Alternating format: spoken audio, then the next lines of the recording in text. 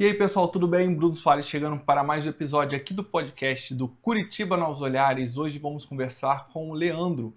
Ele é o presidente da Liguia Paraná. Vai contar um pouquinho do trabalho dele. Também vamos falar um pouco sobre essa parte de turismo aqui em Curitiba. Então o bate-papo vai ser bem interessante. Pode se apresentar para a galera poder conhecer um pouco mais. Ok. Muito obrigado, Bruno, pelo convite. Então, meu nome é Leandro. Eu sou o guia de turismo regional Paraná e também nacional e América do Sul. São as classificações que nós temos a partir dos cursos que nós fazemos, né? E estou, nesse momento, na presidência da Liga Independente dos Guias de Turismo do Paraná, a chamada Liguia Paraná. Beleza. A gente já se encontrou outras vezes em eventos, então, assim, já trocamos ideia antes, né? Fala um pouco, há quanto tempo você está atuando nessa área do turismo para a galera poder conhecer também a experiência, né? Perfeito, perfeito. Eu me formei em 2012 como guia de turismo. Um pouquinho antes disso, eu tinha comprado um veículo van. Eu tinha uma van e foi através do meu trabalho com a van que eu me aproximei do turismo. Então eu levava, por exemplo, universitários, eu fazia o transporte de universitários, mas me aproximei do turismo, né? E aos poucos fui tomando conhecimento desse segmento e acabei indo para o curso, né? Fiquei sabendo do curso, que é provido pelo Estado, né? E fiz então o curso de Guia de Turismo Regional Paraná. Isso então, de formado, eu tenho 12 anos praticamente, né? Beleza, já tenho uma experiência bem bacana aqui.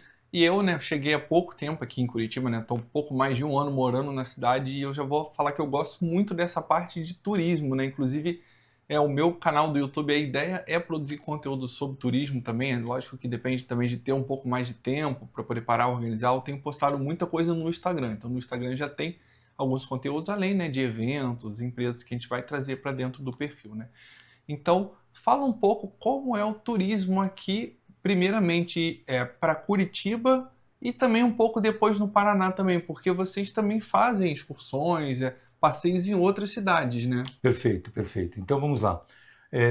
Do que eu pude aprender então nesses 12 anos, né, que eu tenho atuado, Curitiba se tornou um atrativo turístico, uma cidade turística muito forte, né, nos anos 90. Foi quando ela então começou a formatar os atrativos que nós visitamos hoje, os parques, né, as Sim. homenagens étnicas, os memoriais. E essa década de 90 foi muito importante nesse sentido.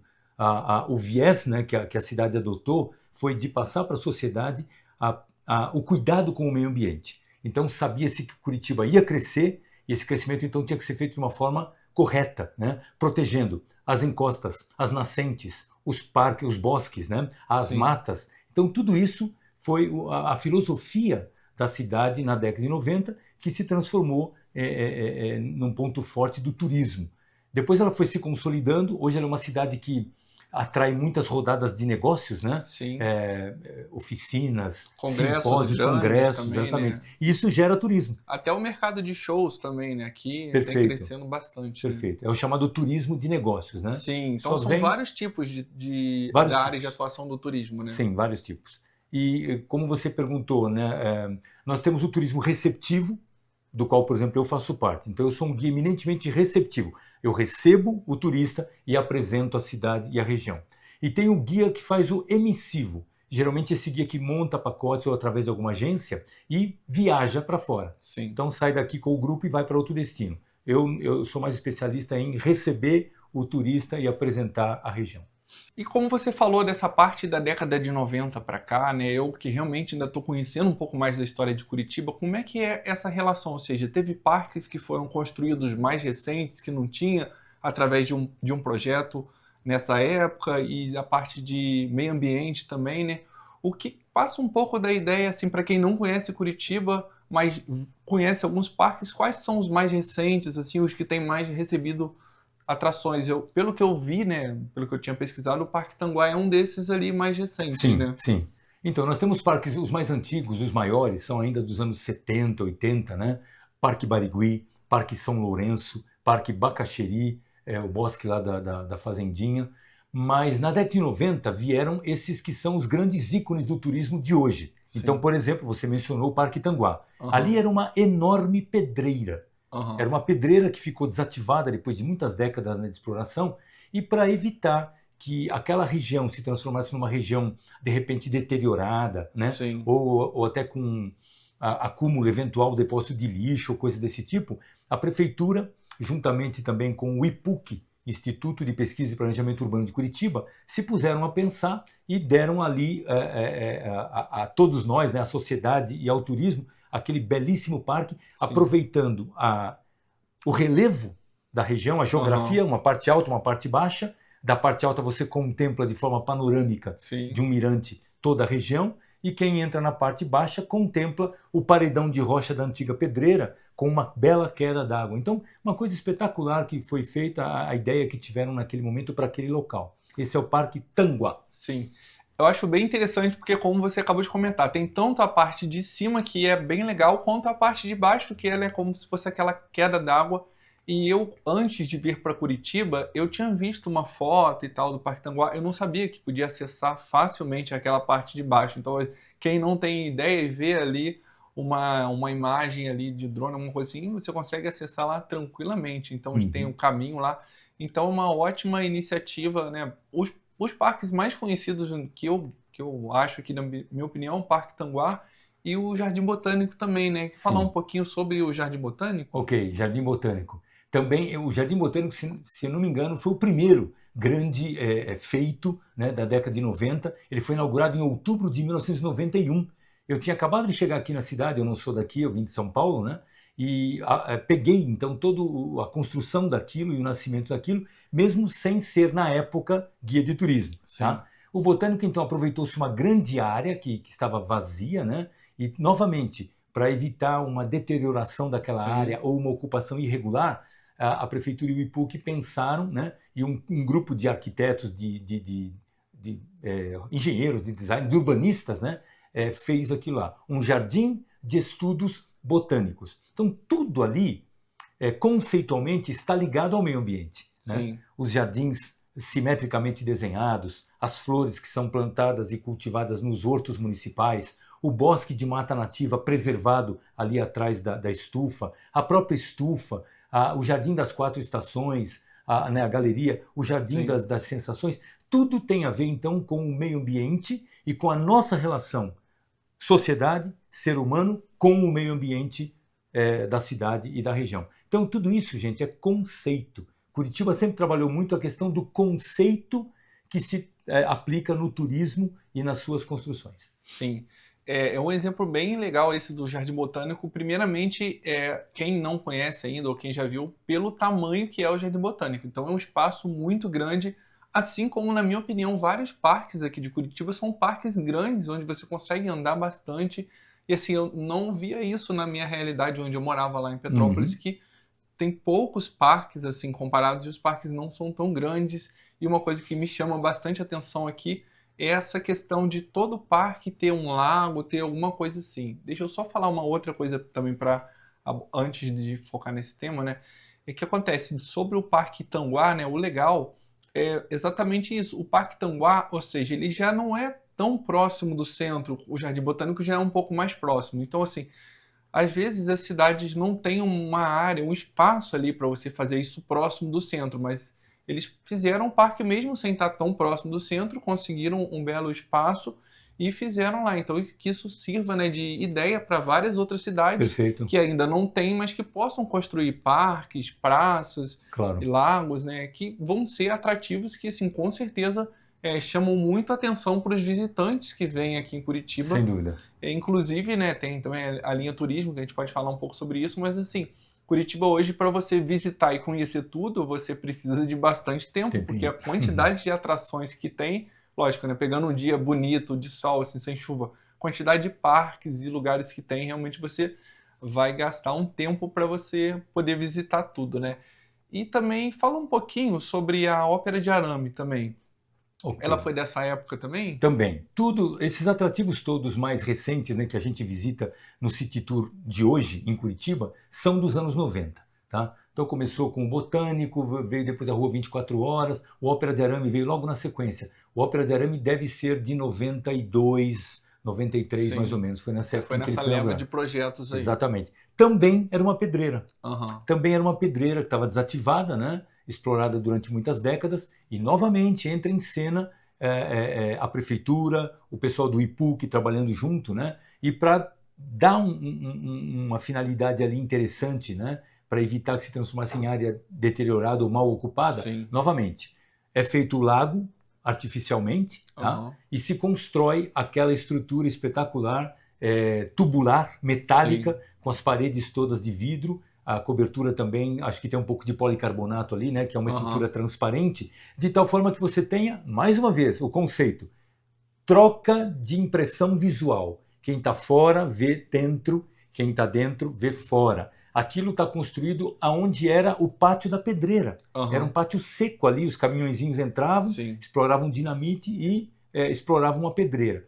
Então ficou o paredão de rocha natural, um pouco uma parte coberta pela mata, e aquela estrutura espetacular que é um teatro, que ganhou Sim. o nome artístico Ópera de Arame, porque lembra um aramado. Sim. Tá? Mas é um teatro profissional. Tem plateia, camarotes, palco, tudo especial para qualquer tipo de apresentação cênica, musical, né? E até outro tipo enfim, de uso que possa atrair Sim. público, né? Então, Ópera de Arame, espetacular também, desses anos 90. E que se Sim. transformou num grande ícone do Aham. turismo, né, Com da certeza. cidade. Exatamente, a ópera de arame é legal por causa dessa questão, né, do espaço poder ser utilizado para shows. Eu já vi também algumas pessoas que fizeram formaturas lá, Isso, eventos. exatamente. Embaixo tem um restaurante e você tem também, como comentado, o lago ali com um belíssimo visual, inclusive um pouco diferente. Tem um pessoal às vezes que fica num espacinho ali no Rio tocando um jazz, Ah, uma tá. música ali, entendeu? Esse projeto, Bruno, nasceu já há alguns anos atrás. Foi feita então digamos assim, a privatização da gestão. O Ópera de Arame hoje é gerido por uma empresa privada, uma empresa de eventos, e aí veio essa ideia, e essa ideia chama-se até hoje Vale da Música. Então é um pequeno palco flutuante. Ele encosta no deck, os músicos entram nesse Aham. palquinho, ele vai até um certo ponto, aonde ele está, então Sim. ele Fica. estaciona ali, É. ele fica fixado, e os músicos vão tocando música autoral, música instrumental. Isso Sim. vai de terça a domingo, a partir das 10 da manhã até o final da tarde. Eles vão então se revezando, quando às vezes precisam descansar um pouco, né? O palquinho se Sim. aproxima do deck, eles Aham. saem por alguns minutos, depois retornam, e fica assim. Esse projeto, então, dentro do contexto do Ópera de Arame, é chamado Vale da Música. Tá? Sim. Sem contar, uma outra coisa interessante ali, que é a Pedreira Paulo Leminski, Aham, que exatamente o que eu ia fica, abordar, né? ok, ela fica atrás, né? Você vai por Sim. uma entrada lateral, lá atrás também é um pátio enorme, que era Sim. uma pedreira, e ali comporta acho que mais de 30 mil Sim, um pessoas espaço bem grande ao ar para livre. shows, inclusive já tiveram shows internacionais feitos ali Exatamente. também, né? Shows de rock and roll, né? Ou então Exatamente. apresentações cênicas, como por exemplo A Paixão de Cristo. É uma coisa Sim. que pode Ah, ser legal, não feita ali sabia que pelo espaço Aham. que existe. Acho que é um dos maiores espaços assim aberto assim, né, para apresentações assim, pelo que eu saiba, né? Sim. E tem o nome do escritor, né, e Sim. poeta que viveu ali, de origem Aham. polonesa, Paulo Leminski. Então, vamos falar um pouquinho sobre a linha turismo, né, que tem aqui em Curitiba, que é uma iniciativa bem legal. Eu adorei fazer o passeio, porque você tem a possibilidade de conhecer vários lugares ali em um dia, né? E assim, lugares que são um pouco longes, porque, por exemplo, eu estou morando no centro, então vários lugares no centro ali acabam sendo mais fáceis para eu poder visitar. Agora, por exemplo, o Parque Tingui, Memorial Ucraniano, acaba já ficando um pouco mais longe para me visitar. E com esse passeio do ônibus da linha de turismo, eu acho que vale muito a pena, tanto para quem é morador, que tem muita gente que é morador que não conhece os parques daqui. Sim, sim, sim. Isso aí eu não tenho dúvida, porque eu vejo gente que às vezes acaba não indo, mas principalmente para turista, porque não precisa de se preocupar em ter que ir de carro, pagar estacionamento e tal. Você vai visitando os lugares ali que já tem a rota que passa por diversos pontos turísticos, né? Não tem como passar por todos também, porque é impossível em um dia. E a pessoa pode descer no ponto que ela quiser, visitar, passear e depois pegar um próximo ônibus que vai vir. Né? Já tem um custo, você paga um custo, você pode descer e pegar vários ônibus. Então, assim, essa iniciativa é bem legal. Eu acredito que em outras cidades não tem alguma coisa parecido com isso, né? Você mencionou o Parque Tingui. O Parque Tingui ele é mais recente, né? Ele no projeto, se eu não me engano, de ter lido em algum momento, ele era o Barigui 2. Aham. porque ele é uma continuidade do Barigui, da Avenida Manuel Ribas para cá, já Sim. se dirigindo quase ali na divisa com o Almirante Aham. Tamandaré, né? Porque ele fica bem na divisa de município Sim. entre Curitiba e Almirante. E ele é um parque linear, como alguns outros de Curitiba também. Então ele segue, de uma certa forma, o curso do rio Barigui, que passa por Aham. ali. Tá? Então eles aproveitam a passagem do rio, ocupam o espaço de uma forma então oficial, né? Sim. É a prefeitura, é a municipalidade ocupando o espaço para evitar que haja o quê? Ocupação irregular. Aham. A criação, por exemplo, de casinhas às margens desses rios, Sim. né? De populações que se fixem ali, Aham. o que gera acúmulo de lixo e uma série Sim. de situações que não Até devem pessoas acontecer. estarem em área de risco, Em realmente área de por causa risco. de alagamento, toda essa questão, né? Exatamente. Então a filosofia da Prefeitura de Curitiba sempre foi essa, de ocupar esses pontos, né? De uma certa forma, então, conservando, preservando, né? Sim. E trazendo benefícios para a população de uma forma geral. E essa área, então, depois ganhou o nome de Tingui, que é uma referência já à nação indígena que vivia aqui no Primeiro Aham. Planalto. Então consta, historicamente, que aqui no Primeiro Planalto, onde hoje é Curitiba, vivia o povo Tingui, Sim. ok? Então ganha esse nome, Parque Tingui.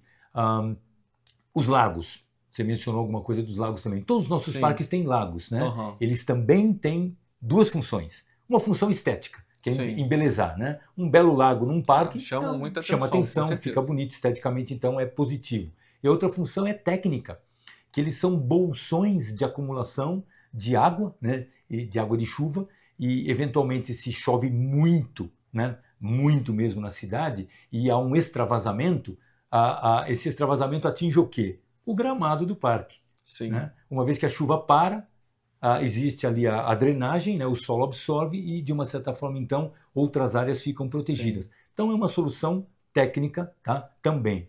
E ao longo, então, desses parques, do rio que passa ali praticamente dentro dos lagos, você tem pista para caminhada, né? Para o Sim. pessoal fazer o seu esporte, caminhar, fazer Andar de bicicleta. andar de ali bicicleta. também. Tem pequenos pontos para, de repente, famílias reunirem e fazer um churrasco, alguma coisa assim, Sim. né? Um piquenique, alguma coisa assim. E toda aquela natureza preservada, né? Os bosques, né? Mata nativa, mata urbana e gramados também. Então, essa é a função.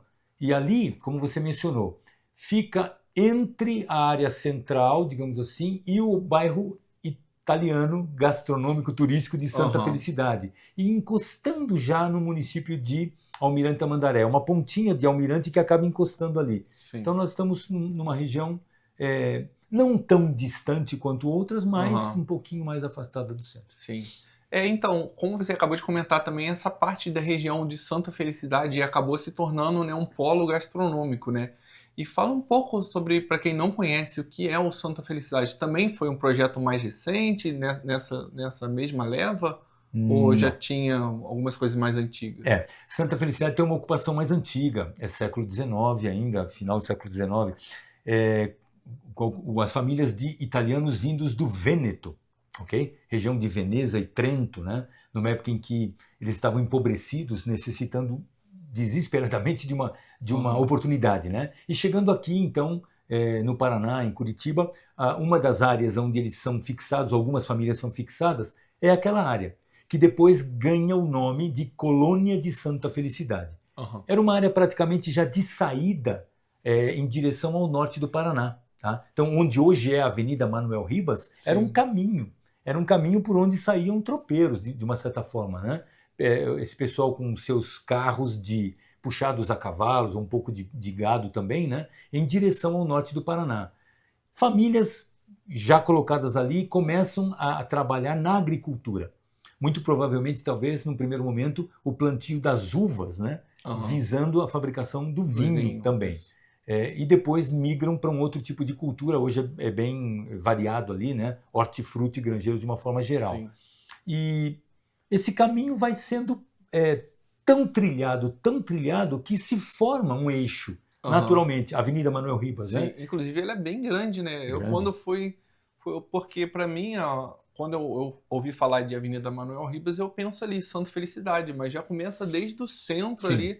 ali por cima, né, do Perto Largo das da Mercês Ordem. ali, Falei, pô, é bem grande isso aí. ela acho que ela chega chega a quase 8 mil números, Aham. que ela vai praticamente até a divisa com Campo Magro, Sim. que quando você termina ali, né, já entra outro município que é Campo Magro. Aham. E até que, em algum momento, essa oferta que vai acontecendo historicamente de alimento, de água, né, para esses tropeiros que passavam, Sim. acaba se transformando num eixo gastronômico comercial, né? Alguém Aham. monta um pequeno Sim. restaurante. Tem a Casa dos Arcos, que foi a primeira Sim. construção de 2 andares ali de Legal. Santa Felicidade, né?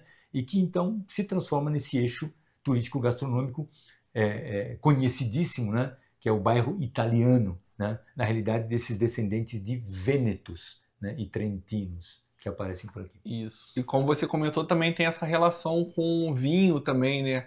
Embora tenha outra, a parte do caminho do vinho já seria em outra cidade, seria São José dos Pinhais? Isso.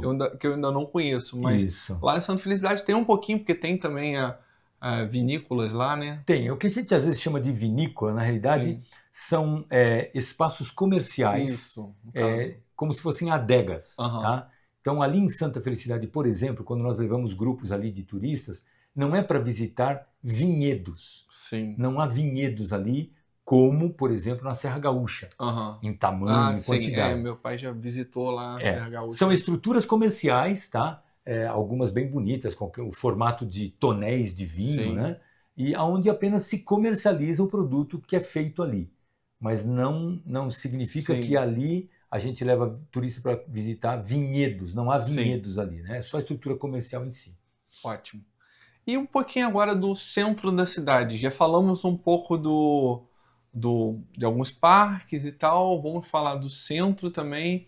E antes de falar do centro, vamos falar um pouquinho dos museus. Aqui em Curitiba tem bastante museu também, né? Muito museu. E tem museu que é gratuito também, que as pessoas podem visitar, inclusive. Então, fala um pouco agora rapidamente dos museus para as pessoas poderem conhecer também. Ok. De todos os museus, eu acho que 2 têm entrada paga. É o Museu Oscar Niemeyer, Aham. não é um valor simbólico, valor Sim. pequeno, mas é o Museu Oscar Niemeyer, o MON, e o Museu de Arte Indígena. Aham. Se eu não me engano, esse tem entrada paga. Os outros todos são de entrada gratuita, são entrada free, né? Sim. Por exemplo, o Museu Histórico Paranaense, que Sim. fica ali perto do Belvedere, no Alto São Francisco. Sim. É um antigo casarão de uma família, a família Garmater, né? É belíssimo. Ali conta toda a história do Paraná, né, nos seus salões, com toda a exposição que existe, a história do Paraná, a história de Curitiba e de toda a região. Okay? Ali eu já visitei, realmente é bem legal, e você às vezes não tem noção do tamanho que é lá, tem muita coisa assim, então é bem bacana. Tem bastante. O Oscar Niemeyer é famoso, é arte contemporânea. Tá? Sim. Então o MON, né, que o pessoal chama de olho, o Museu do Olho, Museu né? do Olho. É museu de arte contemporânea. Então tanto a parte antiga, que é aquele edifício mais reto, né? Dos anos 60, 70, até o tal do olho, que é o anexo, que é dos anos 2000. Uhum. Arte moderna, arte contemporânea, tá? Grandes salões. Aí nós temos museu... O Museu Egípcio, ele é pago, né? Boa, o valor assim, é bem acessível, que eu já fui lá. Boa lembrança. O Museu Egípcio realmente também tem um valor a ser pago, né? E ele está bastante ligado à Ordem Rosa Cruz. Isso. Então você tem o Museu Egípcio, conta bastante a história daquele povo, daquela região, né? E tem um acervo impressionante também ali. Uhum. É interessante também conhecer. Temos o Museu da Imagem do Som, menorzinho, na Rua Barão do Rio Branco, já ali no fui centro. nesse também lá. Esse realmente é bem pequenininho, mas é legal porque é no centro, gratuito também. Sim. E alguns outros. Então vale a pena, assim, e quem vem visitar Curitiba tem a opção de, por exemplo, a pessoa vem e quer contratar um guia.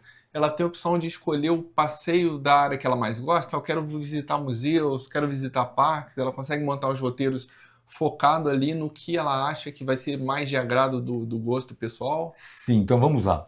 É uma palavrinha sobre isso, né? Geralmente o trabalho do guia de turismo está muito vinculado, muito ligado às agências de viagem. Então, vou citar exemplos práticos, né? Uma agência do estado lá de Minas Gerais, ela quer visitar aqui o Paraná, Curitiba. Ela então monta um grupo, um grupo de viagem e contata num primeiro momento um guia daqui. Por exemplo, entre em contato comigo. Guia Leandro, você está livre na data tal? Estou livre. ok, eu vou estar com um grupo aí, daí eu costumo fazer algumas perguntas para ter uma ideia de como é que é o grupo, né? Sim. Qual é o tamanho do grupo previsto, Aham. se é de 30, 40, 50 pessoas, tá? Mais ou menos o perfil, qual é a faixa etária média, tá? Sim. E daí a gente entra, o que é que você quer visitar? Aham. Então ela fala, vou ficar aqui aí 2 dias, por exemplo. Então geralmente um dia é usado para o chamado City Tour, tá? E o segundo dia, estou dando um exemplo, tá? Pode Sim, ser 2, sim, 3 e tal. Outro dia nós queremos fazer o passeio de trem que vai para Aham. Morretes. Ah, Então sim. é uma outra coisa. Então, voltando agora para o City Tour, a visita à cidade. A gente pergunta o que a pessoa deseja, o que o grupo quer, o que a agência deseja e o que a agência vendeu. Porque nós temos que cumprir o roteiro que foi Sim, vendido. sim. Tá? Geralmente é o City Tour básico, que são os atrativos dos anos 90 para cá. Tá? Botânico, Ópera de Arame, Parque Tanguá, Parque Tingui, Memorial Ucraniano, o Bosque Alemão, que são homenagens étnicas Sim. e que estão formatadas dentro de bosques ou de parques. Então você tem Aham. aí a ligação entre a questão do meio ambiente, que foi forte nos anos 90, como eu Sim. mencionei, e as homenagens étnicas, ok? E de passagem, quando o ônibus vai passando, desculpe, a gente chama de panorâmica. Então a Sim. panorâmica, o ônibus vai passando devagarinho, né, pela cidade e o guia dentro vai Passando umas apontando, informações ali. informando e historiando tudo. Então eu costumo dizer assim, o guia de turismo, isso é a impressão que eu tenho, é uma frase que eu cunhei aqui, né? É o intérprete do destino turístico.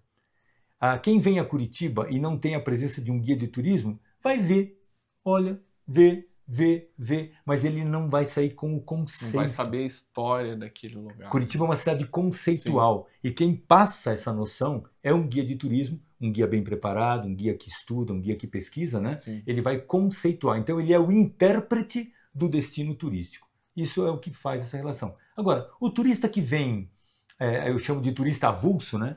Ele Aham. chega aqui, é um casal, 2 Sim. amigos, 3 amigos, então muitas vezes eles não chamam guia porque eles nem sabem Que tem como você contratar o guia da existência de um particular profissional ali. que pode fazer isso. Então o cara sai, vai Sim. passeando por aí, às vezes pega um táxi, Sim.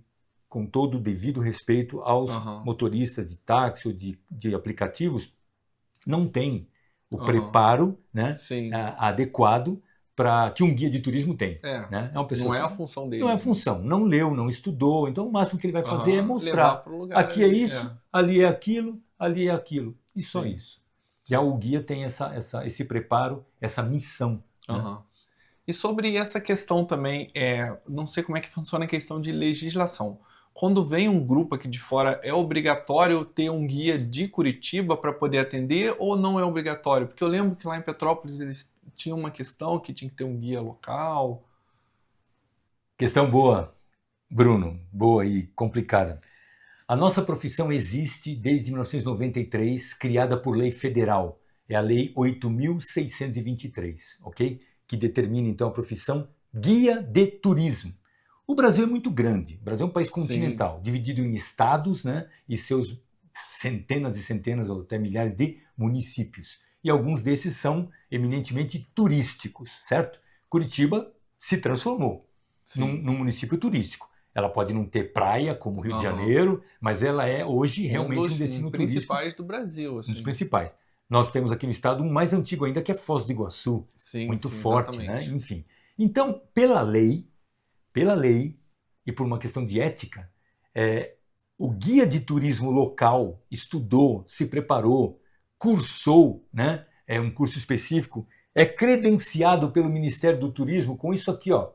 Esse aqui é a credencial do guia de turismo, credencial oficial aqui no Brasil, tá? Isso aqui é expedido para quem fez o curso de guia de turismo, ok? Então quem tem isso é o profissional, né, homem ou mulher, que está preparado e capacitado para levar os grupos. Sim. E ele deveria ser sempre contratado. Mas, historicamente, muitas pessoas montavam grupos para viajar numa época em que não existia isso, essa legalidade. Então, assim, junta as amigas, né? Vamos viajar, Sim. vai montando, põe lá 30, 35, 40 pessoas, contrata um ônibus e sai por aí para passear. E existe ainda muito disso hoje. Algumas pessoas acham que contratar um guia, ela vai ter um gasto a mais. Só que esse gasto teria, em tese, que entrar na preparação do pacote. Sim. Quando você monta o pacote, aquilo tem que estar no que a gente chama no budget, né? Tem que estar na programação. Eu vou visitar Curitiba, eu vou ficar 2 dias lá, tenho guia de turismo. A diária do guia é tanto, eu coloco isso, quem é que vai pagar isso? O turista. Sim. Sem perceber. Já vai estar incluído ali. Está incluído. Pacote, quando ele compra o pacote, está tudo incluído. A viagem que ele vai fazer, a ida e a volta, o hotel, eventualmente uma refeição principal, que às vezes a agência banca, já está incluído. E o guia. Ele não precisa ficar sabendo, nisso aqui eu vou estar pagando tanto para um guia. Só que essas pessoas mais antigas, ou mesmo agências que não pensam dessa forma, não entenderam ainda dessa forma, que o guia é o intérprete do destino turístico, o guia é meio que a cereja do bolo, o guia que vai fazer a diferença para aquele grupo, tá? O custo tem que estar incluído. Sendo assim, não haveria problema. Como não se faz dessa forma, algumas, né? Muitas não fazem dessa forma, acabam vindo sem guia, entram na cidade. Como não há fiscalização, aí é uma outra questão complicada que envolve legislação, envolve projeto de lei e tal, e acabam fazendo, né? E de vez em quando metem o ônibus em situação complicada, exatamente pela ausência do guia local. Sim, né? Exatamente. E se tivesse, essas coisas não aconteceriam. E se for sem nenhum guia, é pior ainda, né? Porque se for um guia que ele estudou, profissional, mas às vezes é de outra cidade, não conhece tanto, é uma situação. O ideal é realmente ter um guia local, porque vivencia a cidade o tempo todo, mas se for sem guia nenhum, aí já é até irregular, né? Exatamente. Nessa questão. Né? Só para você ter uma ideia, Bruno, pela legislação brasileira, o guia de turismo, se ele sai da cidade dele, de outro estado, quando ele sai, ele se torna guia acompanhante. E aí, pela lei e pela ética de trabalho, ele deveria contratar o guia do destino.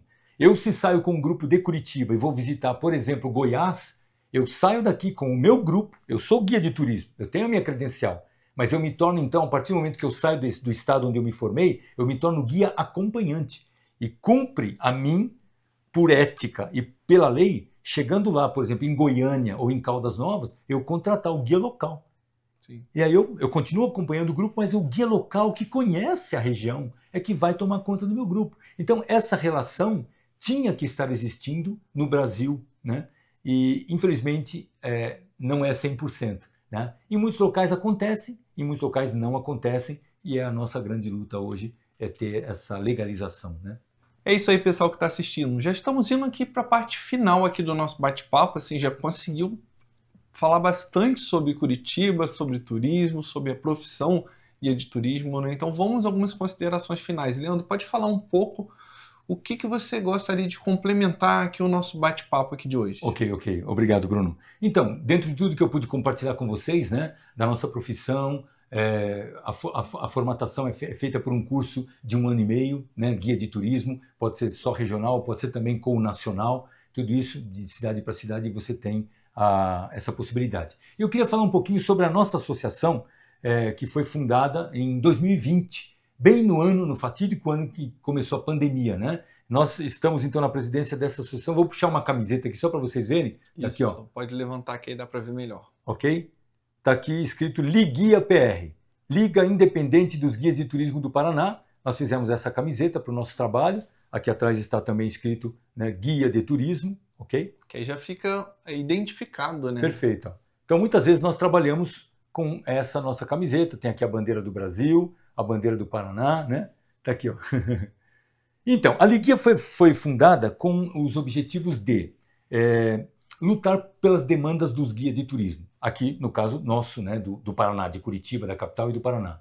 Por exemplo, questão que envolve ônibus. Os nossos ônibus são muito grandes, nós precisamos ter locais específicos para parar. Okay? Estacionamentos. Outra coisa, outro objetivo, que eu chamo de capacitação continuada. O guia de turismo, muitas vezes, ele sai do curso, sai formado, mas ele ainda precisa pegar a experiência, precisa pegar a prática, e a capacitação ela tem que ser constante.